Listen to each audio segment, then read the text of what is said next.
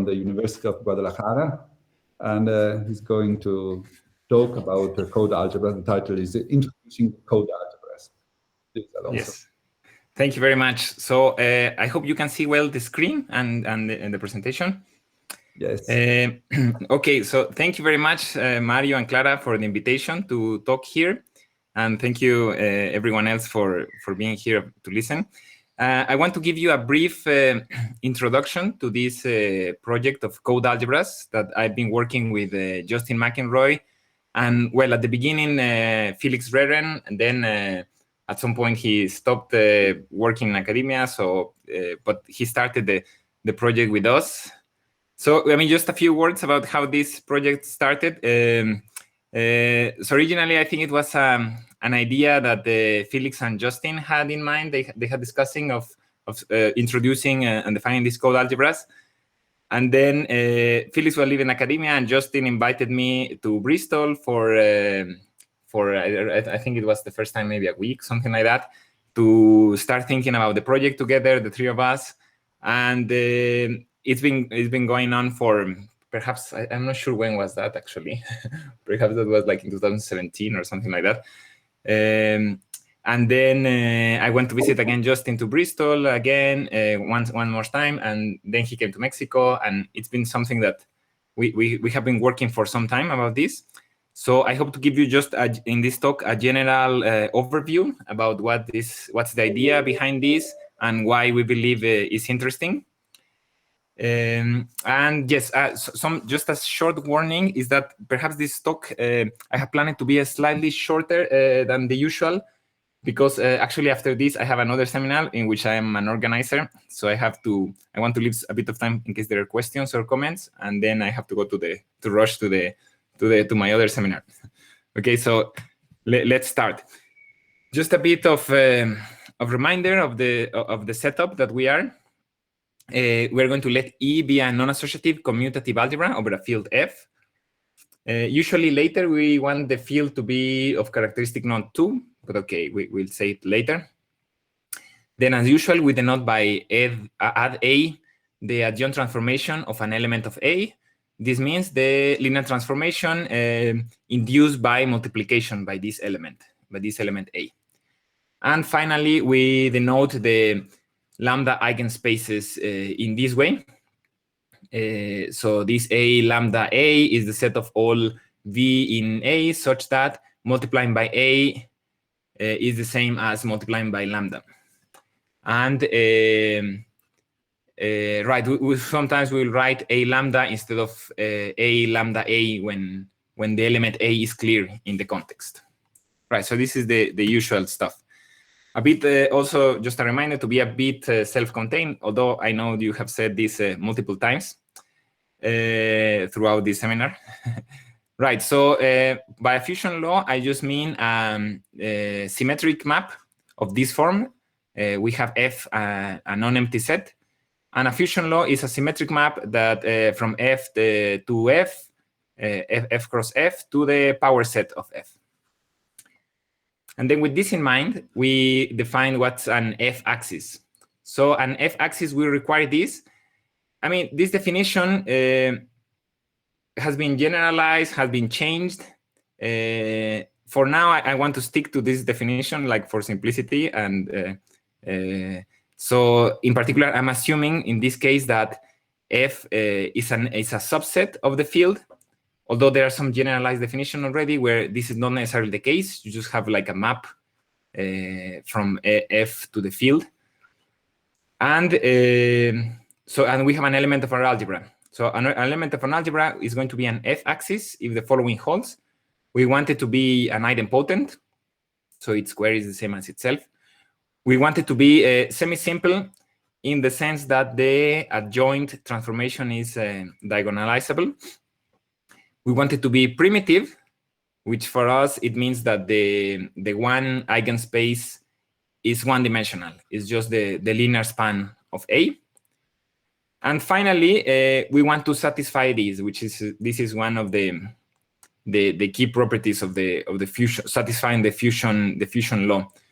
So whenever we multiply a lambda eigenvector times a mu eigenvector. We want the result to be contained in the direct sum of these eigenspaces, where the gamma is taken here from according to this, according to what the fusion law tells us. So remember that this lambda star mu is going to be a subset of F. So in particular, we can take all the elements in this subset and the direct sum of this, and basically this product is going to be like this. So usually, as you probably most of you are familiar, we represent these fusion laws by a table, as we will show it, as we will show a bit later. Right. So finally, the definition that we're taking of axial algebra is going to be a non-associative commutative algebra. It's going to be an F-axial algebra if it's generated by some F axis. And sometimes, if it's clear from the context, we might drop the F from here.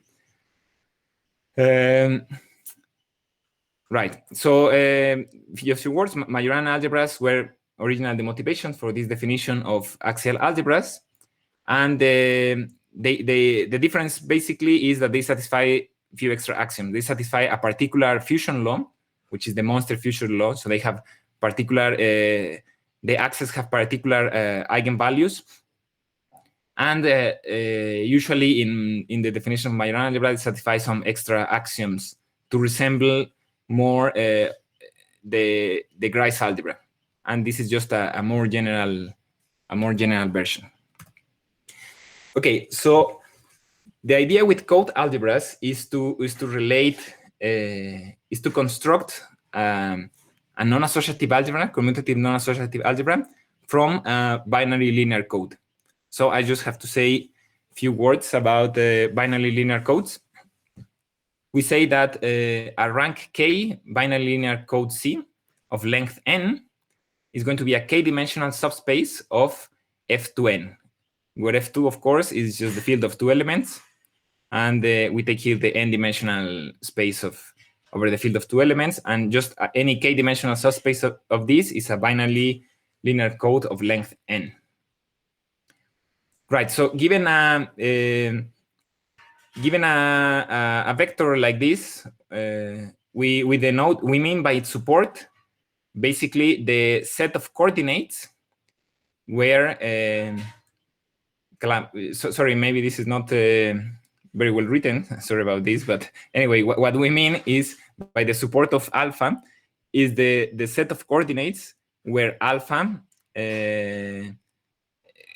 where that coordinate, the ith coordinate of alpha is 1, right?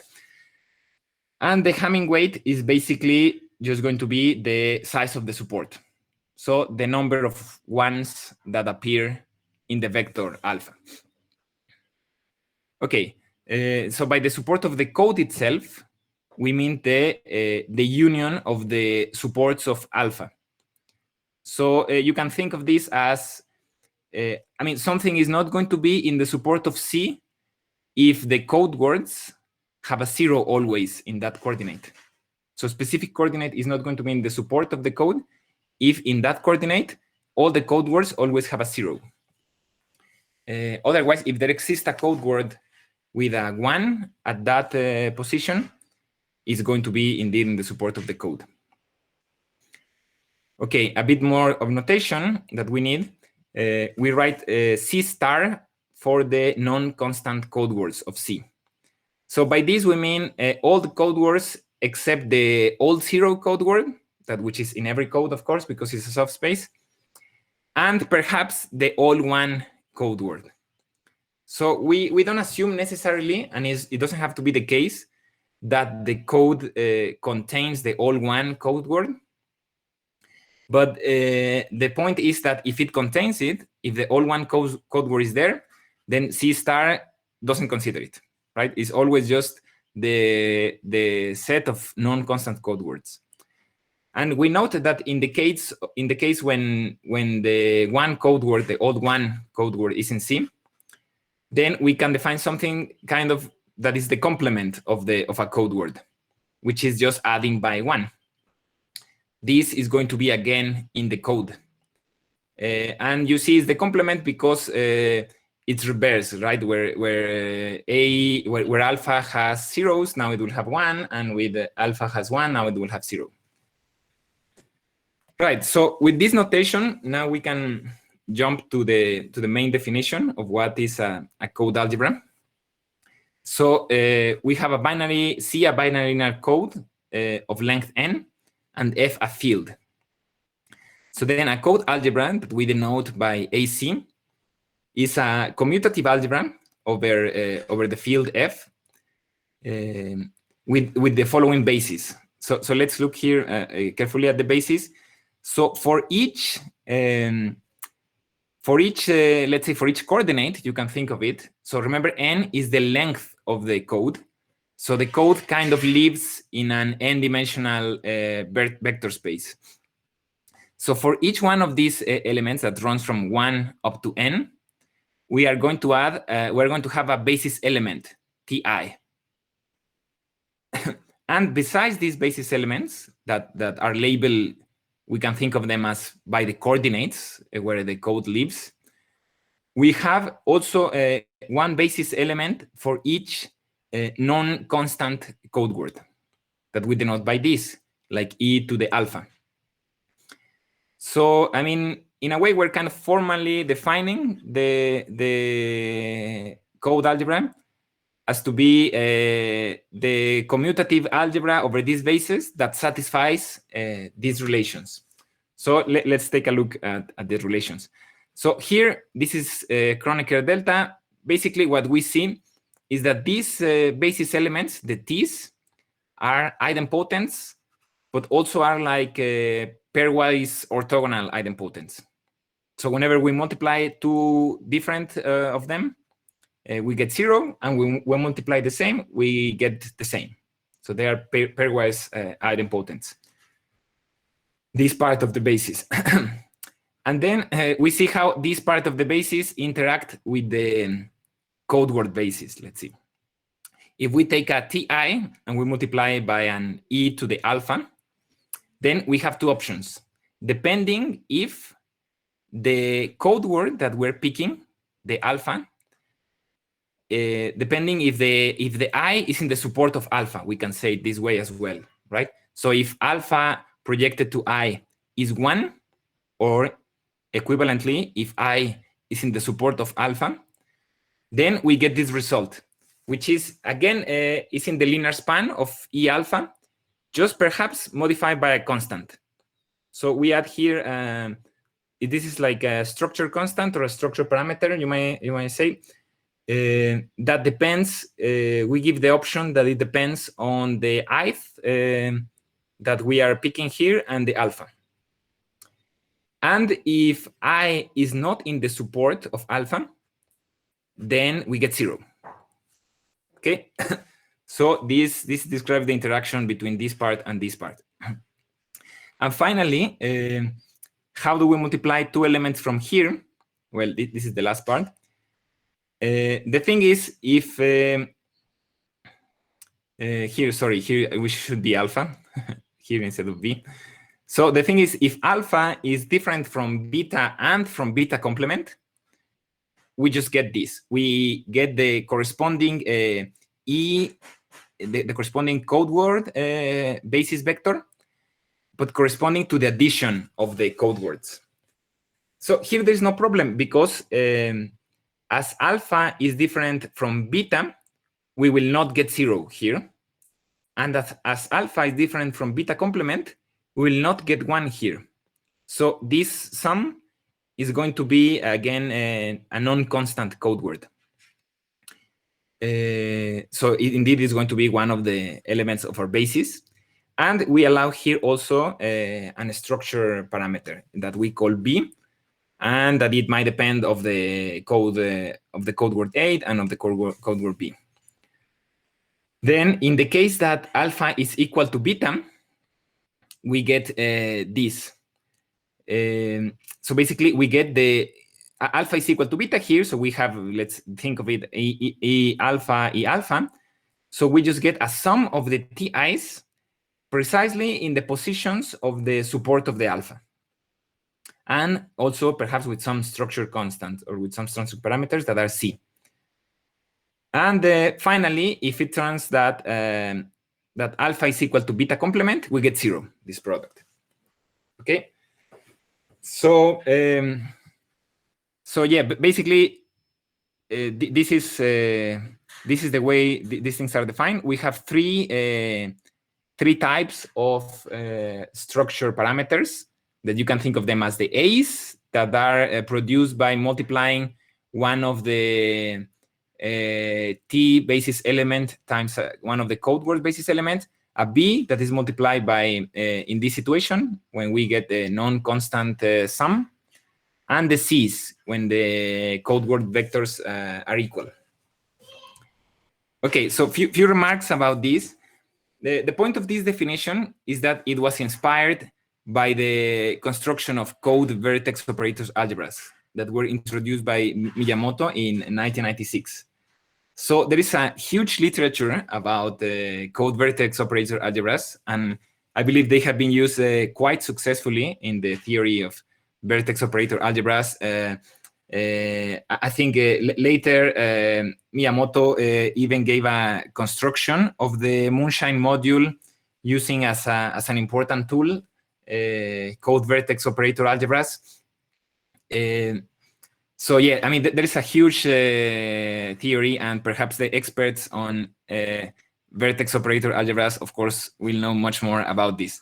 So what we did is what we took as an inspiration these constructions to axiomatize these properties, and hopefully to obtain something interesting that we will see. Right. So something that perhaps in this talk I'm going to assume is that for simplicity is the following. If these structure parameters, the A's, the B's, and the C's, they are constant as we change the I's, the alphas, and the betas, we can denote the code algebra like this. So the A's are always going to be the same, the B's are always going to be the same, the C's are going to be the same. I mean, in general, in our project, what we have studied about code algebras is not always the case that we assume this, and actually many results depend on some specific relations between these parameters. But basically most of our results hold in this scenario, simplified scenario. And for this talk, I think it's more clear and a bit less technical if we just kind of assume this scenario for now. Although I tell you in the papers it's slightly more generalized. Then we noted the following, that in the case of the code vertex operator algebras, they satisfy these relations. So when we have a code algebra where the alpha is 1/4 and the C is 4 times B squared, we get what we call a code algebra of type BOA. I mean, which is which embeds in a code vertex operator algebra. So in general, I mean, it's easy to prove that the code algebras are going to be non-associative, and they're going to be not even power associative. And one final definition that it's also useful to say interesting things about these algebras is that we have to assume that the code algebra is non-degenerate, which means basically that the support of the code is going to be the full, the whole set of 1 up to n. And of course that the non-constant code words are non-empty. And also to assume that the structure parameters are all non-zero. So this is what we mean by non-degenerate code algebra. But of course, if something of this fails, you get some degenerate examples that, okay, are very specific and they don't behave like the rest of the examples. Okay, so I wanted to say a few words about an interesting connection that was, this was published slightly after we published the first paper on code algebras. So basically, Isabel Cunha and Alberto El Duque, they pointed out an interesting connection between something that is called coordinate algebras of simply algebras. So in particular, they studied and they coordinate algebras of the exceptional simply algebras of type E7 and E8, which these are obtained by something called an optimal short SLN structure of the Lie algebras, which basically by this they mean a representation of this, a representation of the group SL2n into the automorphism group of the Lie algebra. Here G is the corresponding Lie algebra. So if you see this paper, I will put the references at the end actually. But if you see this paper is really striking the resemblance with the definition of code algebras. I mean, and it's something that they point out. Basically, this definition that we have here is basically the same. The same. They need these basis vectors. They need them to behave like this. They need them to satisfy these relations. I mean, it's really striking how similar it is. I mean, they don't explain the reason of this resemblance. They just point it out, and basically they talk more about things that I don't know very well, which is this coordinate algebras of these exceptional Lie algebras, etc. So yeah, I mean, I don't know actually what's the reason behind this, why it's so similar. Perhaps this connection might be explained somehow via the vertex operator algebras, but I don't know actually. Okay. Actually, they study another coordinate algebra here of another exceptional simply algebras, and they say that it's also similar to the definition of code algebra, except that they need an extra basis vector. So for these two cases, it's exactly the same. For the third case they studied, it's slightly different. They need a new basis, an extra basis vector. But anyway, I think it's something interesting, an interesting connection, and that in a way it strengthens the fact that the definition of code algebra makes sense and is interesting. Right. Okay, so few comments about few basic comments about the code algebras. In general, if we have any subcode D of C, we might define a subalgebra in this way. So this is the linear span, and we take here the T basis vectors where the I only runs in the support of the subcode D. And we take here, sorry, here should be a star, of course. So we take here the non-constant code words of the subcode D. And this will be closed under the product and will be a subalgebra. So also in general, a non-degenerate code algebra is going to be simple, but except in this situation, except when we have a very small code that only consists, let's say, of the old zero code word, old one code word, another one, a non-constant code word, and its complement. So when the code is just like this, it turns out that we have exactly two non-trivial proper ideals, which is this one, the linear span of this, sorry, here, here should be, yes, sorry, of course. This is then a short notation that we have when we write T sub a code word. Basically, what we just mean is just sum the TIs that are in the support of this code word. So we can. This is going to be again. This is going to be again an idempotent, and we can take this element and this other basis code word element, and this one, and this is going to be an ideal, and this is going to be another ideal.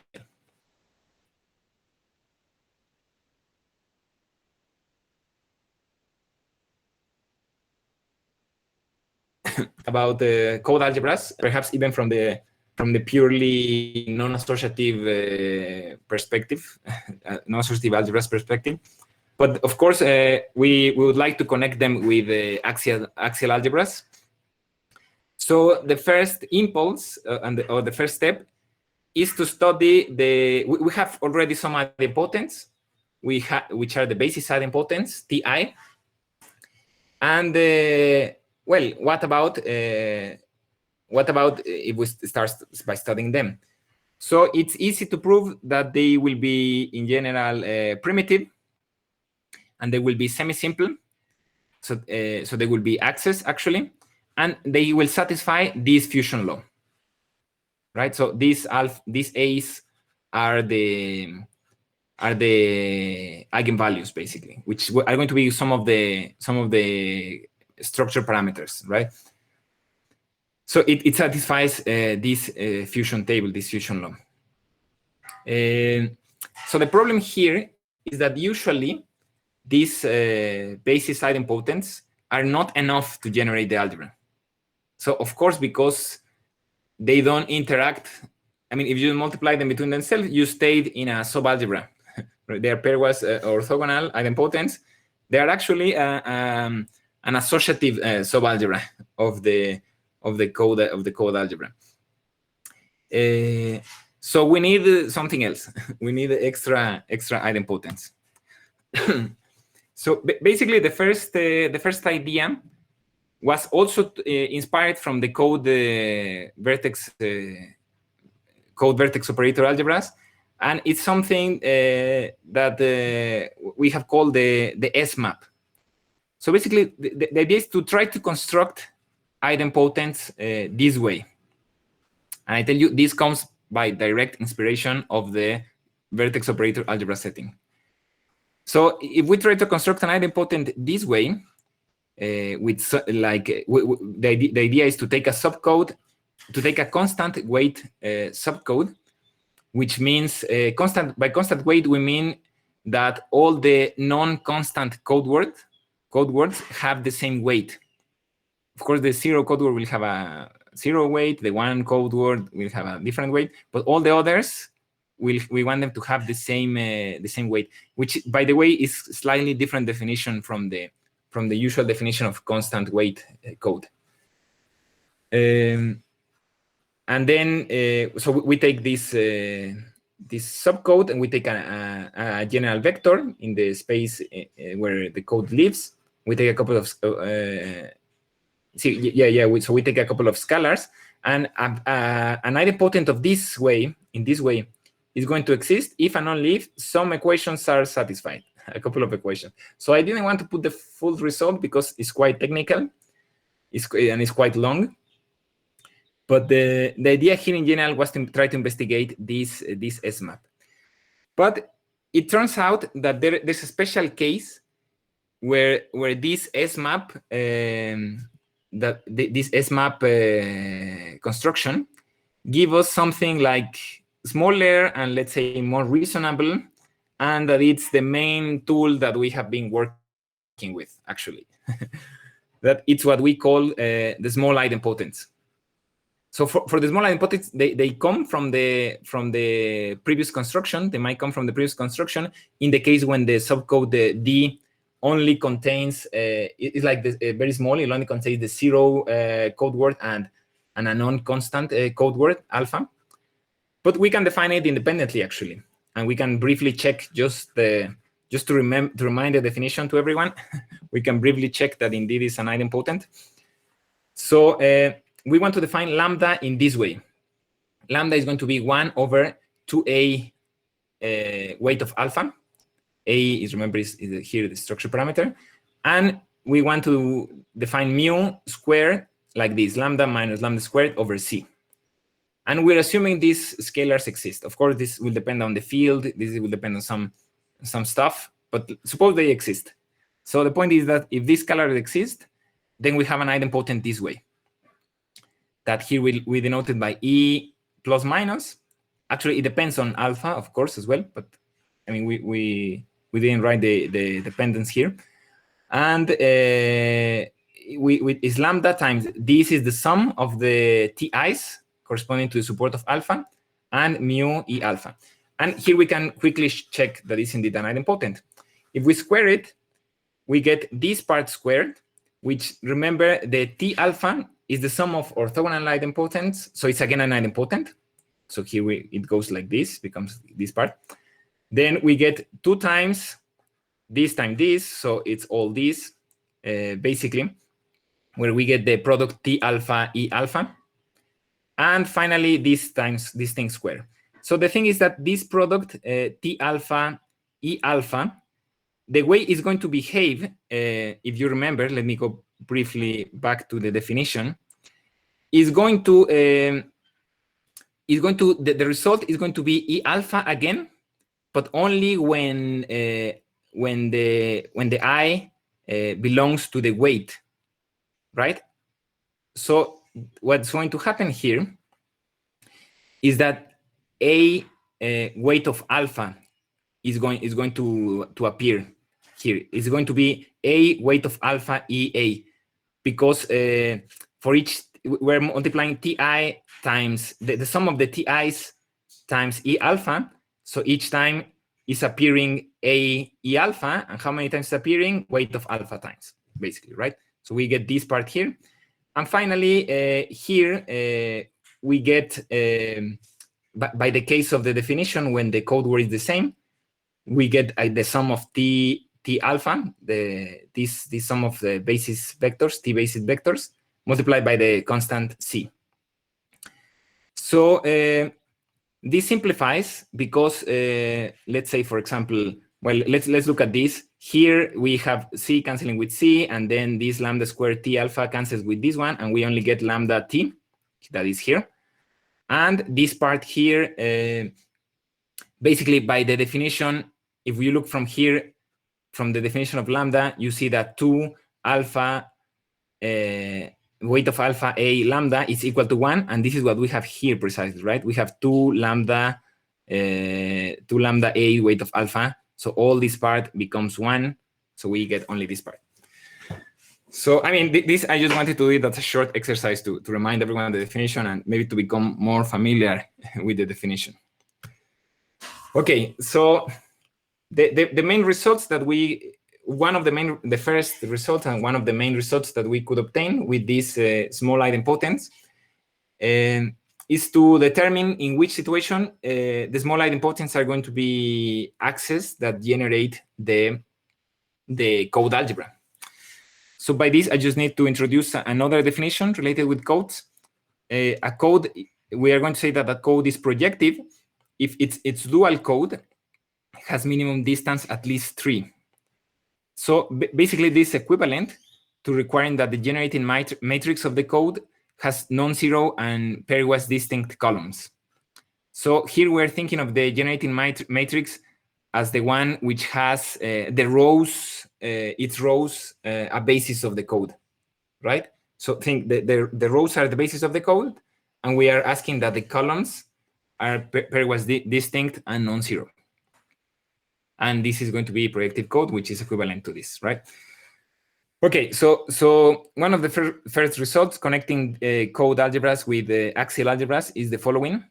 We want C to be a projective and constant weight code, which again means that all non-constant code words have the same weight.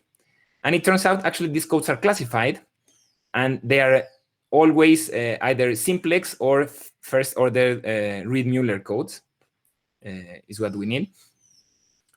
Simplex, which is basically the dual of a Hamming code. And we want A to be a non-degenerate algebra over the field with this technical restriction. We want A to be different from this and different from this. This is basically to guarantee, well, part of the existence of the small idempotence. So in this situation, it turns out that the A is going to be an action algebra generated by the small idempotence. The small idempotents are going to be semi-simple, primitive, and the fusion law is going to be given by the following table. So it looks like this, basically. Of course, we will have 1 and 0 as eigenvalues. And then we get this eigenvalue lambda, that remember this lambda is one of the constants of how the small idempotent is defined. This we get also lambda minus a half. and we get also these extra eigenvalues, which are defined like this. Mu, remember, is the other constant that defines the small idempotent, and B is one of the structure parameters. So from here, I mean, you can see interesting stuff already. I don't know, for example, that this part is going to be a subalgebra, right? The sum of this part of this stuff is going to be a subalgebra. And actually, something that we were interested about doing later is to try to classify precisely, when this fusion table is going to be set to graded. Right.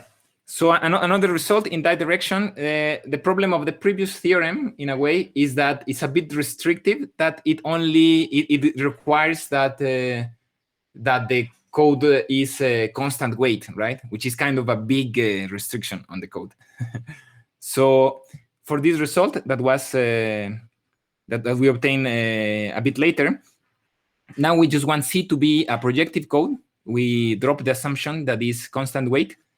And we need this assumption that the set of conjugates of S of a particular code word under the action of the automorphism group generates the code. So basically, the idea is that under this situation, also the small idempotents will generate will be access that generate the algebra. So it's going to be an axial algebra generated by the small idempotents corresponding to this. And of course, they are going to satisfy the same fusion law. Right. So briefly, some remarks, some additional remarks of other stuff that we have been looking at. So another thing that we look is that when the code algebras admit a Frobenius form, which by Frobenius form is a bilinear form that associates with the product of the algebra, and we managed to give a specific characterization in terms of some relations that the structure parameters have to satisfy. Also, as I told you before, to study when the fusion law of the small idempotents is set to graded, which by set to graded, I suppose almost everyone is familiar, but just for completeness, I mean that we get a decomposition of the algebra. So the point that these are going to be sums of eigenspaces of the small idempotents, some of these parts. So we get a plus part and a minus part, and they behave as you expect that plus and minus will behave. If you take something from the plus and multiply by something plus, you stay in the plus. Plus times minus get minus, and minus times minus gets plus. Right, and then finally, we also studied the groups generated by the Miyamoto involutions. So in this case, the fusion law is set to graded. You have a corresponding grading involution, which is a Miyamoto involution, and it was also something that interests us, like what were these Miyamoto groups. Right. So I just want to finish with a couple of examples. And actually, the next example, this is a simple example, but the next one is also one of the main motivations of defining all this. So just a concrete thing. If we have C, think of C as the even weight code in F2 to the 3. So it turns out that the non-degenerate code algebra AC, ABC, will have a Frobenius form with this Gram matrix. It's going to be the diagonal and only 1, 1, 1 in diagonal, and then C over A, C over A, C over A in the below. In particular, when we pick these structure constants, which satisfy they are kind of a vertex operator algebra type of structure constants. They satisfy the relations that I presented earlier. Then this is going to be a code algebra generated by the 6 small idempotents, and actually turns out to be an axial algebra of Jordan type 1/2. And it turns out this actually the Jordan algebra of symmetric matrices with this product. That, by the way, in the paper there was a small typo here. It was minus, but it should be plus, I believe, right? Because Jordan algebras are commutative. Otherwise, if it's a minus. Okay. Right. Okay, so this is one of the most well-known examples from code vertex operator algebras. That is the one corresponding to the extended Hamming code of length 8. So let's see being this, the extended Hamming code of length 8. And we pick this particular structure constant. And in this case, this code algebra is going to be a 22-dimensional non-degenerate code algebra with a Frobenius form. Okay, I didn't describe here, but it will also have a Frobenius form. And this is an interesting case because the small idempotents are not enough to determine, to prove that this is an axial algebra. But there are some additional idempotents that may be obtained by the S-map that will satisfy the same fusion law as the basis idempotents, and they will generate A. So in particular, it's going to be an axial algebra. Right, actually it turns out to be an axial algebra of Jordan type 1/2. And the interesting thing is that it can be embedded in the code vertex operator algebra corresponding to this Hamming code, where basically the non-zero elements of our code algebra will lie in the two-weighted in the white two-graded part of the vertex operator algebra. Okay, so well, basically this is just some further reading in case you were interested in anything of what I introduced to you. This is the first paper where we introduce the definition and some of the basic constructions. Here is where we took a look more at the set 2 gradings and at the situation where the code is not necessarily constant weight code. This one is about more the Miyamoto groups in the situation when it's set 2 graded, corresponding to the small idempotents again. This is the paper of Isabel Cunha and Alberto El Duque that points out this striking similarity between the code algebras and these coordinate algebras of exceptional Lie algebras. And finally, this is the paper of Miyamoto where he started coding, where he started talking about binary code and vertex operator algebras. Okay, so thank you very much for listening, and please let me know if you have any comment. Thank you, Alonso. So, if anybody has questions or comments, please. I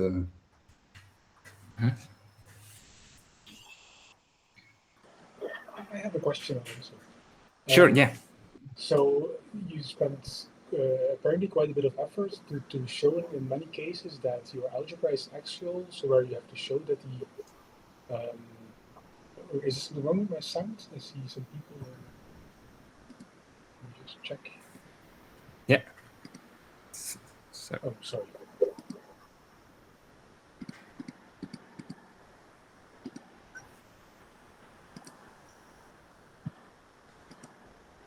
No, it's okay. So yeah. in several cases, you are showing that the idempotents that you have, they actually generate the algebra.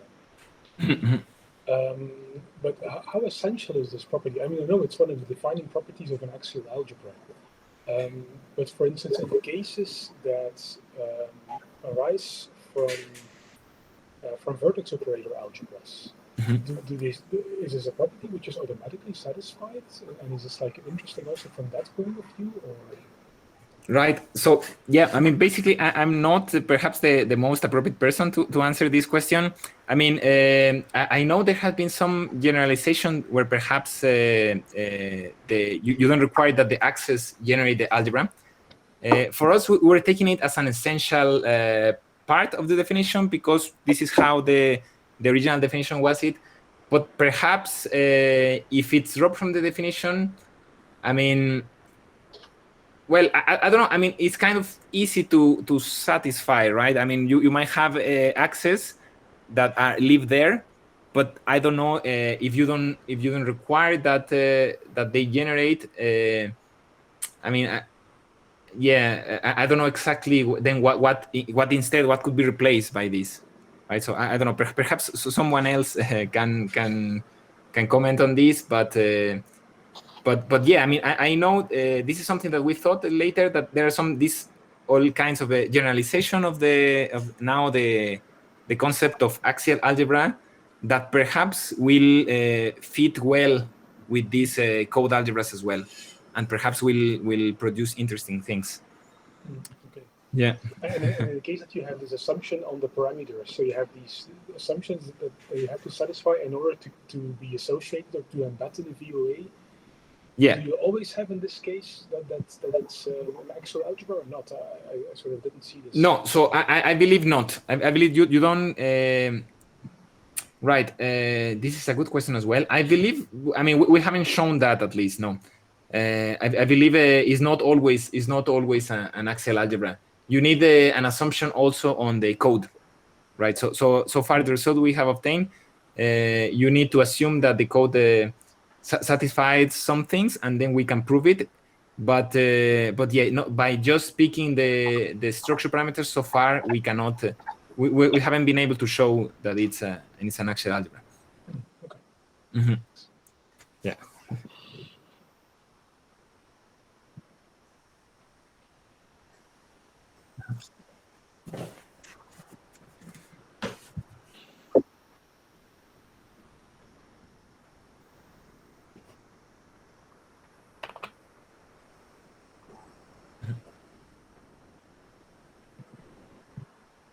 Mm-hmm. Mm-hmm.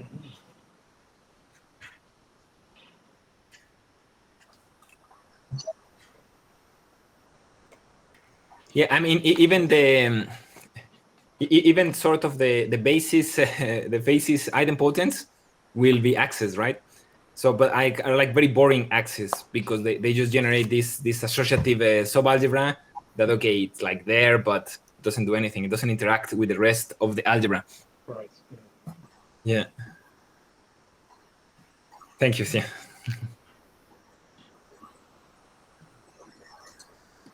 More questions or comments? I have a question. Yeah, sure. Can you hear me? Yes, I hear you. Hi. Yeah, I mean, I know the example. I mean, code BOK, Miyamoto's original example. It comes this algebra structure comes from, I mean, so-called the Matsu algebra associated with 3 transposition groups. So, do you have some examples of parameters or codes such that this code algebra is a Matsu algebra related to 3 transposition groups? Yeah, that's actually an interesting question. Yeah, so examples where the code algebra is a Max-2 algebra. I'm not sure about that. Do you have anything to say about this, Justin? Like,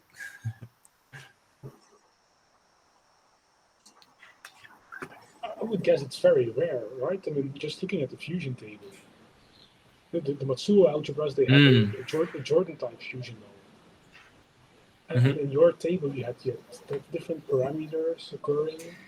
But yeah, sure. Sometimes this is a bit misleading because the fusion table collapses a lot, like in this last example that we were talking about, that it turns out that they are algebras of Jordan type a half or algebras of Jordan type a quarter.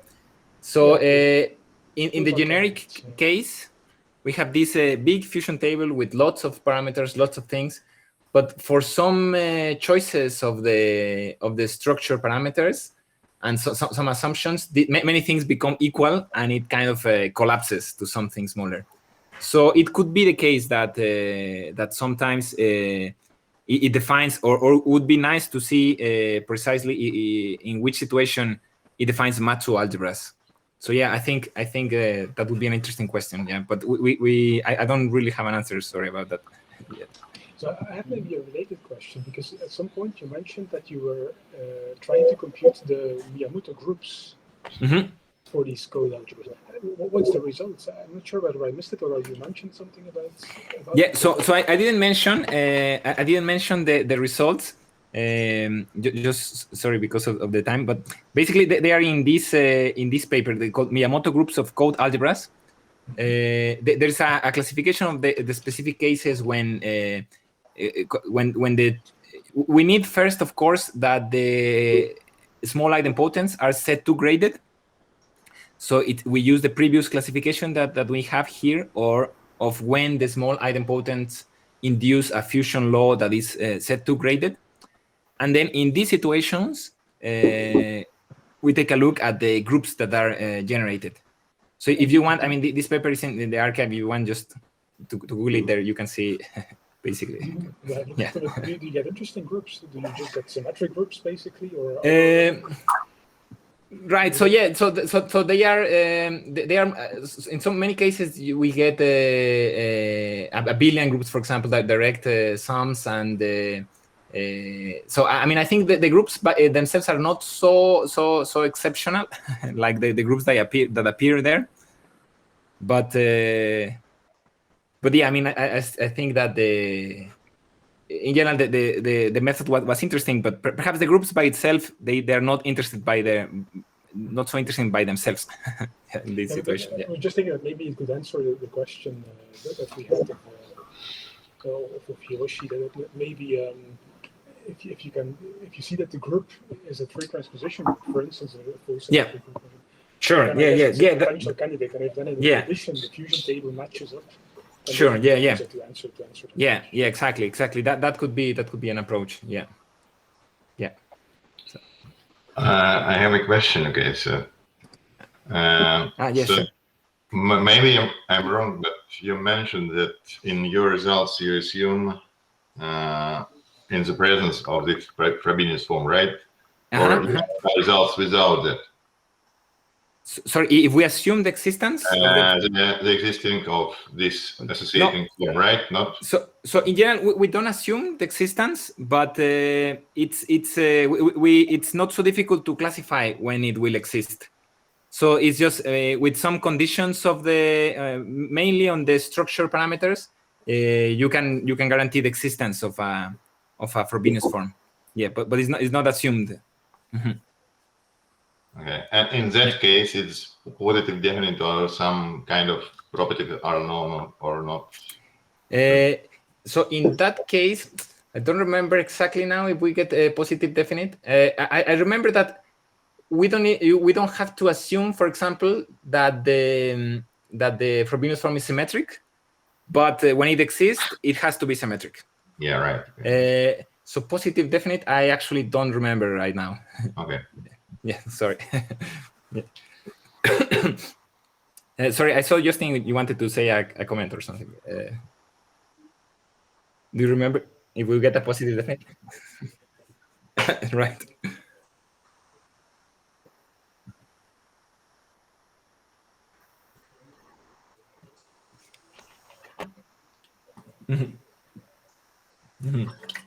Right, thanks.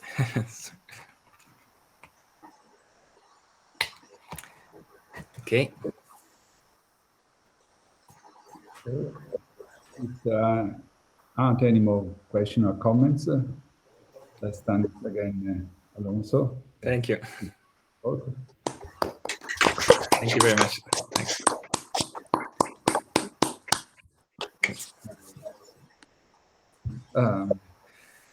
Then we see next week. I think Alexei is going to give a talk next week, and I hope to see you. And I wish you. Thank you very much. Thank you, Alonso. Bye. Thank you. Bye. Bye. Bye.